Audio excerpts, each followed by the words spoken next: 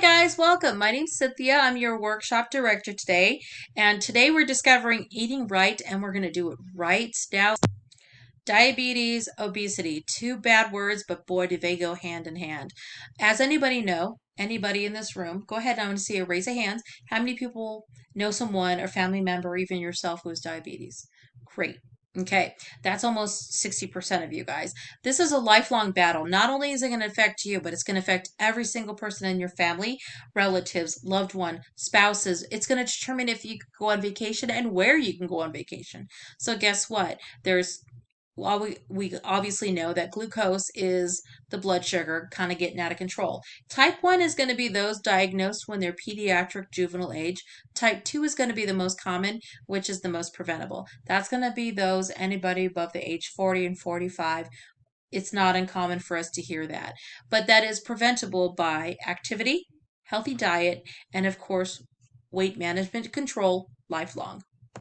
Nutrition, you guys, clear as mud. You're going to see an article. You're going to see something posting out there that's going to talk about nutrition and how it's complex. And you got to do this diet and you have to buy this food and you have to spend all this money prepping.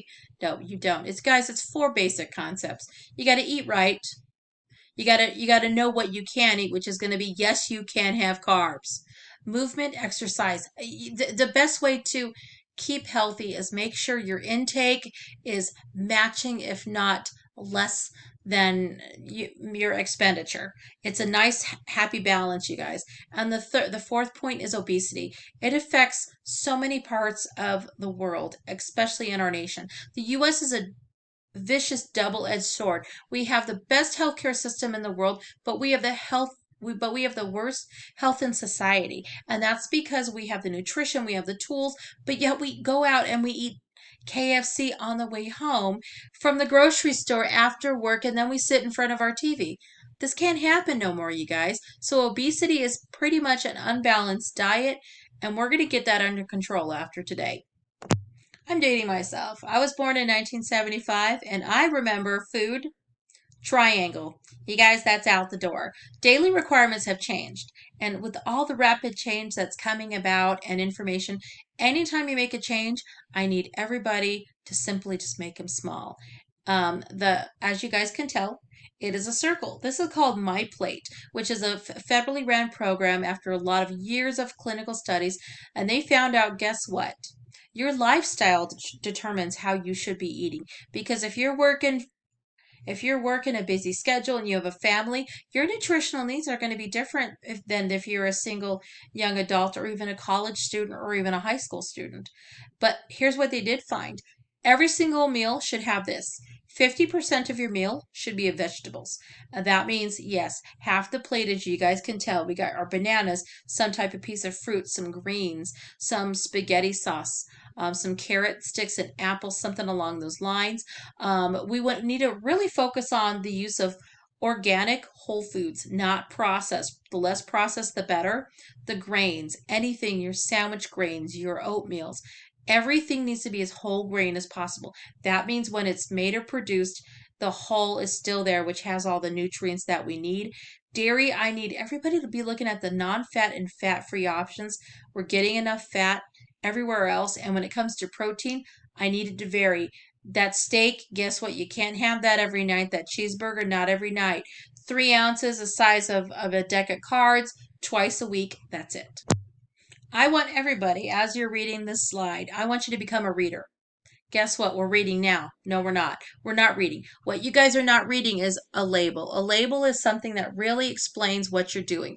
Serving size is critical. That means for one serving. The traditional serving size of pasta is 1 cup. Guess what? How many people here eat 1 cup of pasta when you go to Olive Garden? No, we're eating these gargantuous dinosaur T-Rex portions and it's hurting us. So the government came up with a new label design. It's going to have the components of portion size, your caloric intake, your total fat, your cholesterol, your sodium, your carbohydrates, and yes, we need those, and protein. The very bottom is the latest addition to the group. That's your micronutrients. And as you guys can tell, the daily recommended modified that just got done as of 2015 is 2,000 caloric intake, 65 grams of your food on a daily basis should be fat. 20 grams of saturated, 300 cholesterol, carbs. I need 25 grams of fiber, which they're finding we're not getting enough of. Sugar should be limited to 5 tablespoons maximum, and protein 50. That means, guess what? That protein shake, not too much. We're only going to get that in our real foods, you guys. Put down the protein shakes. I feel like Dirty Harry when this slide comes up. The good, the bad of eating. And I got to tell you, just like Harry did, you got to ditch the diet, you guys. What works for your neighbor or your latest influencer who's 20 years old is not going to work for you. If you're a 40-year-old woman who's had children, you're about to go into menopause sometime soon. Your hormones are not liking you, and neither is losing weight. It's going to be hard. So what we're going to do is anytime you want to lose any kind of weight at all, we're going to seek professional help. We're not going to be skipping our meals, you guys. Even if it's a handful of nuts, a piece of cheese, something along those lines. And you guys have to remember your age spectrum, child, adult, you all have different needs. And the fad diet, the number one thing is, you guys, it's a yo-yo. You're going to lose the weight, but it's going to come back and potentially more so. Do not fall for the trickery of drinking the Kool-Aid of the diet spectrum. Instead, we're going to find a balanced plan that is meal prepping, whole foods as much as possible, pre-plan for road trips, hockey, sports events, whatever your family's doing, and get the family involved. What does everybody in the house like to eat? If you have the food that they don't want, they're not going to eat it. And that's where that changes comes in. Snacks for the road trips, and we're ready to go. Okay, I had to keep this on its own slide. I said the C word and the P word, carbs. Yes, we need them. That is the long-term fuel our body needs through the day for running. It helps with neurocognitive. It helps with mood swings. So it's going to help with the physical, the mental, as well as the cellular. The pure source that we can get, the better your brain's going to work on it. And of course, in moderation. So do me a favor, pick up the pasta bowl with the whole grain pasta and a little bit of tomato sauce. It won't kill you. And protein, we're getting way too much. Too much protein actually turns into fat. Our daily intake should be 10 to 35% of our our caloric intake needs to be protein, nothing more. It's actually taxing on our liver, and we're actually starting to see liver shutdown as well as kidney shutdown, as well as an increase of obesity due to too much protein. Movement and exercise. Guys, this is such an important topic. Cardiovascular, moderate walks. 150, 75, that's your benchmarker weekly. We got your isometric and your focal work. That's going to be, both of those can be done at the house. Walking around the neighborhood, doing some planks, doing some exercises, dancing with the kids in the family room. Anybody does the Nintendo Switch Just Dance? You're going to be burning some calories from that alone. And the greatest thing, you guys, is open season. There's sports of every kind, football, basketball, baseball, and they all in rotation. On top of that, summer and swimming. It's open season. Find the exercise and get your kids out there. I'm going to play you this little clip talking about the latest and greatest from West Virginia University.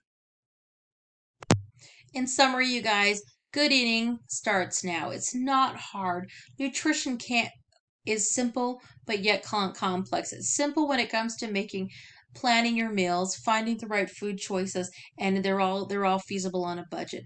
The complexity is when us humans think we make it complex, and it's really not. It's going to the www.myplate.com, looking at your family needs, making that pre-planning, which is going to go so long way, time-wise, energy-wise, as well as budgetary-wise. In addition to, it's never too late or too early. We really need to get that early intervention in there. Again, the stats that I gave you. Anybody under the age of high school, all the way as well as 25% of second graders are already pre-diabetic. This is an epic situation that we need to tackle. And us parents and us educators are the ones to do it. So it's real simple, you guys. Nutrition comes with eating right, keeping our food simple, keeping our lives simple, getting some exercise in. When you do this, this is going to help prevent the number one word why we're here today, and that is diabetic prevention. So I just have one question for you guys. Are you ready to start eating right and right now? My name is Cynthia Bratcher, and I want to thank you guys very much for coming and listening. All the materials that we talked about today are in the pamphlets as well as handouts. One final thought, food for thought, and that is a farmer's only faithful plants is to the spring who reaps the harvest in the autumn. So again, check out our resources. Thanks again for coming. Have an awesome day. Keep healthy and start it right now.